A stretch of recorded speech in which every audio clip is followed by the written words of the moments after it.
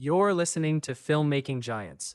Today, we're stepping into the work of a director who doesn't just tell stories about love and memory, he builds films that feel like remembering. Wong Kar-wai is often described as the poet of longing, but that phrase can sound like a compliment you put on a poster. What it really means is that his cinema doesn't behave like normal narrative cinema. It behaves like desire. It repeats, it delays, it circles, it fixates on details, it turns time elastic.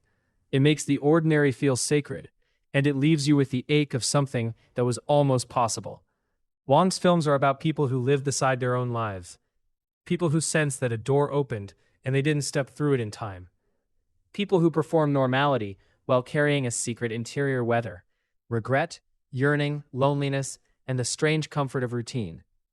His genius is that he doesn't present longing as melodrama. He presents it as atmosphere. You don't just watch his characters want something.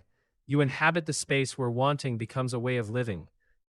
To understand Wong Kar-wai, you have to understand that his primary subject is time.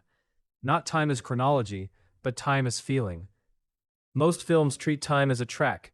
Scenes follow each other, events cause other events, and the narrative moves forward like a train. Wong treats time like perfume. It lingers, it returns, it catches in your throat. His films aren't structured around what happens, they're structured around what remains.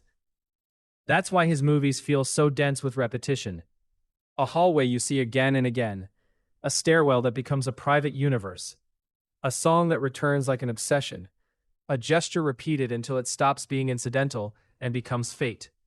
In Wong's world, repetition isn't redundancy, it's devotion. It's how memory works.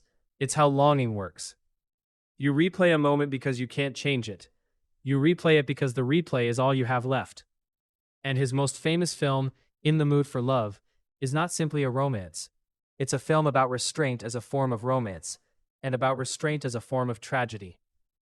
Two people discover that their spouses are unfaithful with each other. They are drawn together by shared injury and shared curiosity. How did it happen? What did it look like? What did it feel like? But they also carry a code, an idea of decency, an idea of not becoming the thing that wounded them. They keep telling themselves, we won't be like them. And that vow becomes both their moral anchor and their prison. The astonishing thing about In the Mood for Love is that it isn't driven by consummation. In a lesser film, the tension would build toward a confession, an affair, an explosion. Wong does something more painful. He builds a love story out of what is not done. The film is full of thresholds, doorways, hallways, corners, places where something could happen and doesn't. It's full of almost touching, full of proximity that never becomes permission. The audience feels the love precisely because the love is held back. Wong understands that longing grows in the space between desire and action. If you remove that space, you remove the ache. Wong's camera is essential to this. He frames his characters through barriers, door frames, windows, mirrors, curtains, narrow hallways. Even when two people are in the same room, the framing often makes them feel separated, as if they exist in parallel. He shoots them partially obscured, cropped, interrupted by architecture. This doesn't just look beautiful.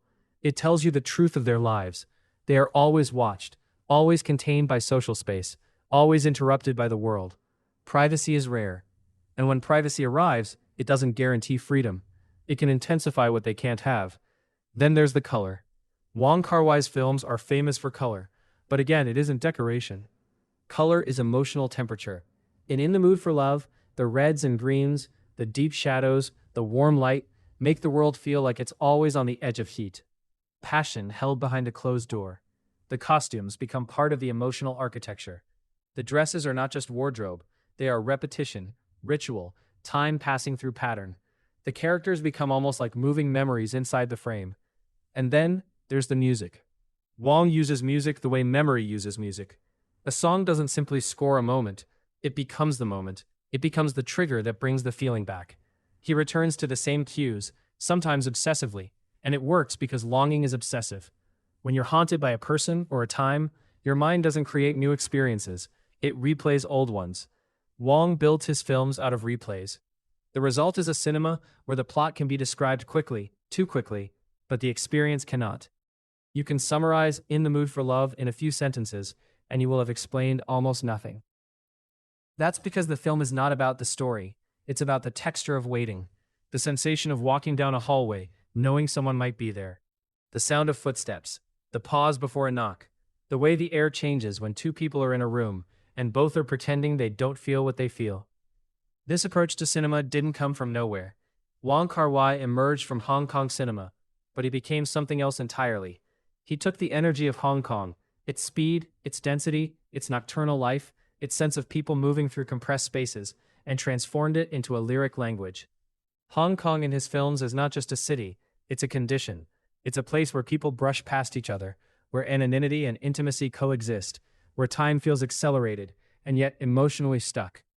In Chungking Express, you can see Wong's playful side, his ability to turn loneliness into something buoyant, even comedic, without making it shallow. The film is built out of two stories that circle around breakups and chance encounters. It's full of pop energy, fast images, sudden shifts, music that feels like a heartbeat. But beneath the surface is the same Wong preoccupation. People dealing with the absence of someone. People trying to create rituals to survive loss. A character buys canned pineapple with an expiration date because he wants his grief to have a deadline. That's funny, yes, but it's also devastatingly human. We all try to give our pain a structure.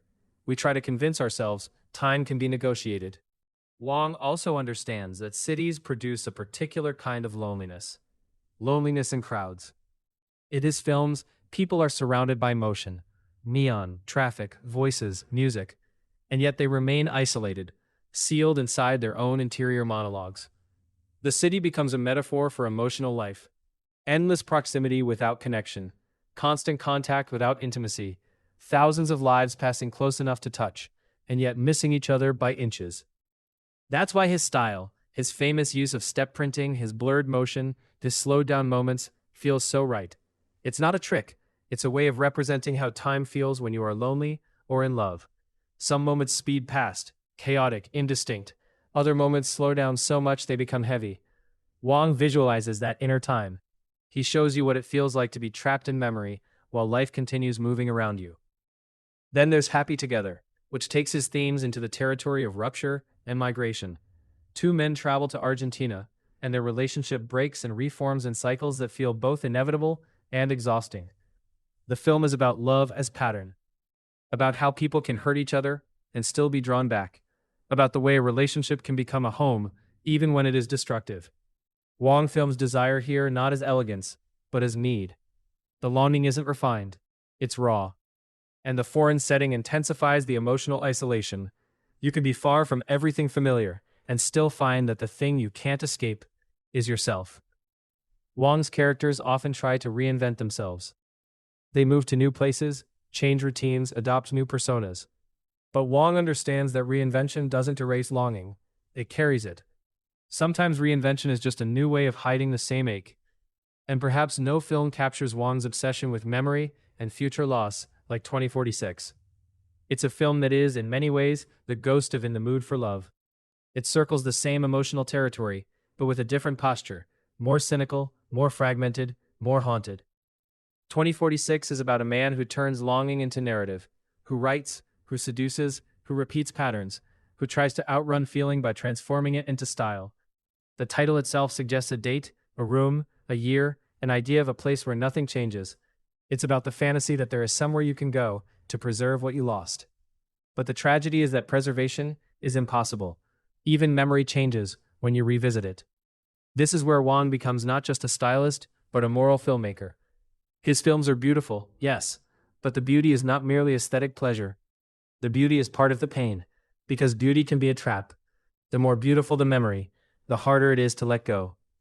The more perfect the imagined version of what could have been, the more the present feels like failure. Wong's cinema is full of imagined futures.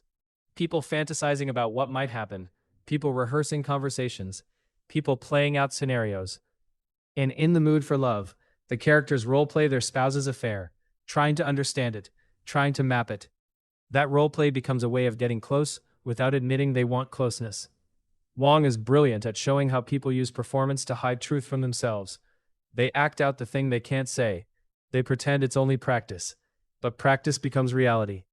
This is why Wong is so influential. Because so many modern filmmakers want to capture mood and longing, want to make romance that isn't sentimental, want to make memory feel alive. But what many imitators miss is that Wong's style is not separate from his emotional insight. The neon and the slow motion and the pop songs are not cool for the sake of cool. They are the language of the character's inner states.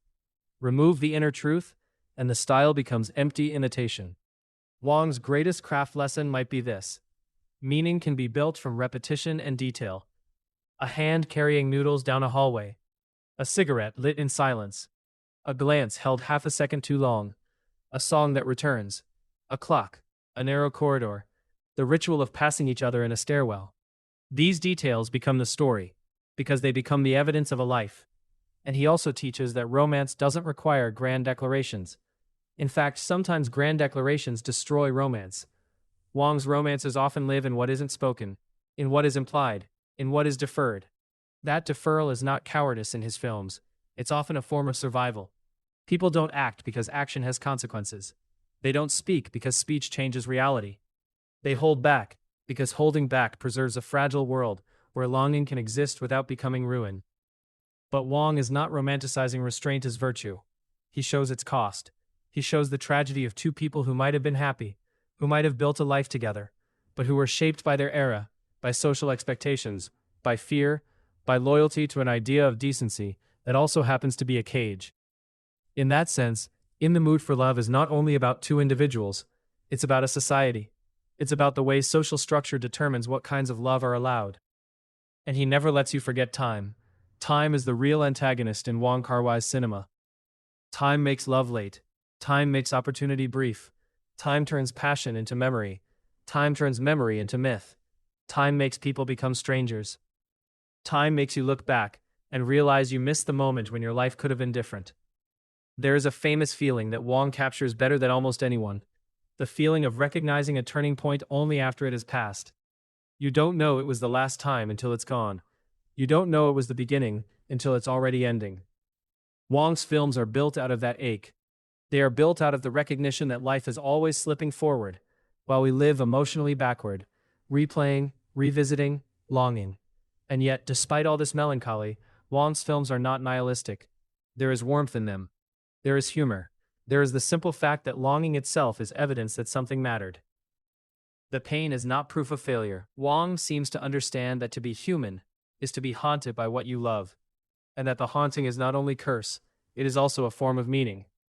So when we call Wong Kar-wai the poet of longing, what we really mean is that he found a cinematic language for the interior life, especially the interior life that is shaped by absence. He made films where love is not simply an event, but a climate, where memory is not an explanation but a texture, where time is not a neutral passage, but a force that sculpts the heart. You've been listening to Filmmaking Giants. Today we explored Wong Kar-wai, color, gesture, repetition, and the lost future inside his frames.